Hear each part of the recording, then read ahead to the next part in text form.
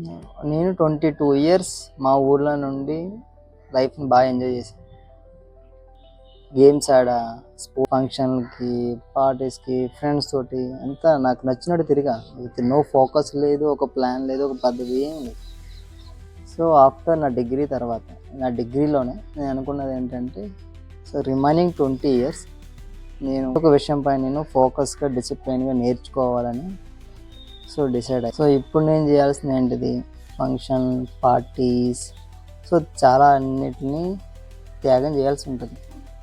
I'm ready to sacrifice that. అందరికీ ఉన్న సామెత ఉందిగా, ఎప్పుడు ఉంటామో ఎప్పుడు పోతామో తెలియదు.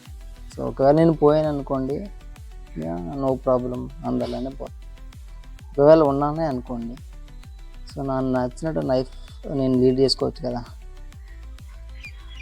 సో లైఫ్లో కొన్ని ఇయర్స్ అన్నా, కొన్ని డేస్ అన్నా మనం కొంచెం హార్డ్ వర్క్, డిసిప్లిన్గా వర్క్ చేస్తే so we can do it అనేసి నెక్స్ట్ ఈ 20 ఇయర్స్ నేను స్టాక్ మార్కెట్ పైన ఫోకస్ చేద్దామని అయితే అనుకున్నాను.